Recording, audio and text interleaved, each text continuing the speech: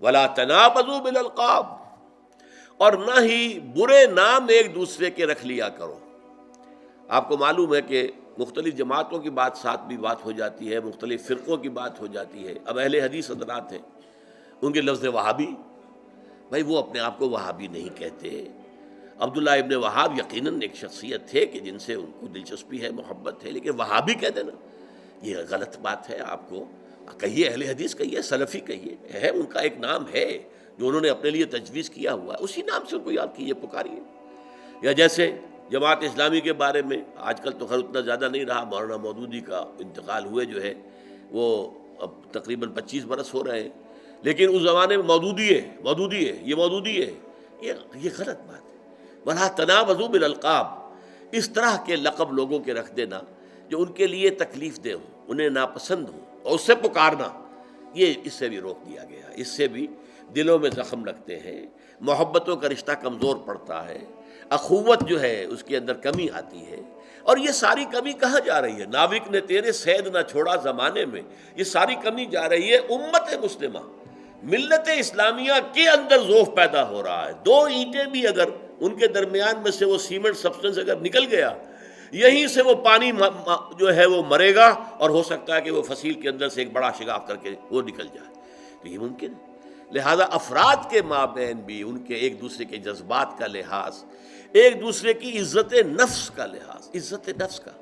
ہر شخص کو ظاہر بات ہے کہ اپنی عزت نفس عزیز ہے، وہ چاہتا ہے کہ میرا اپنا ایک سیلف رسپیکٹ اس کے اندر ہے، اور وہ یہ نہیں چاہتا کہ اس پر حملہ کیا جائے۔ اگر آپ کرتے ہیں تو اس کو آپ تکلیف پہنچا رہے ہیں، اس کو آپ زخم لگا رہے ہیں، اور یہ زخم جو ہے پھر اڈے بچے دے گا، اس کے نتائج نکلیں گے، اور وہ ساری زد کہاں جائے گی؟ ملی استحکام کی کمزوری کا سبب بنے گی۔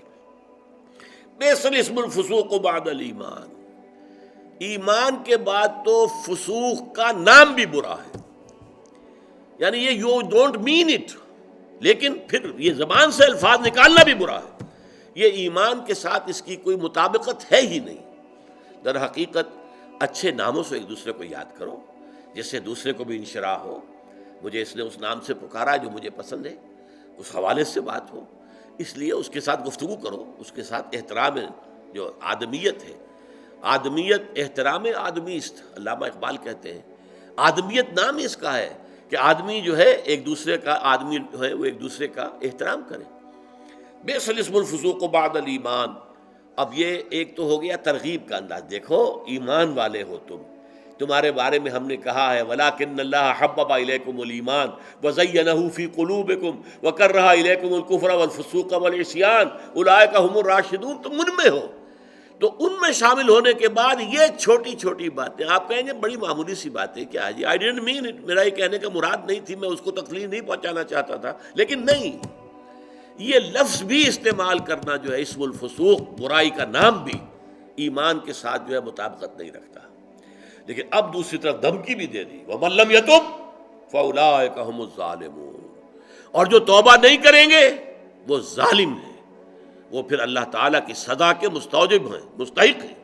تو گویا کہ ترغیب بھی ہو گئی، دیکھو یہ تمہارے ایمان کے منافی ہے، یہ طرز عمل مت اختیار کرو، اور دھمکی بھی ہو گئی، ترہیب بھی ہو گئی، باز نہیں آؤ گے تو اللہ کی نگاہ میں تم ظالم قرار پاؤ۔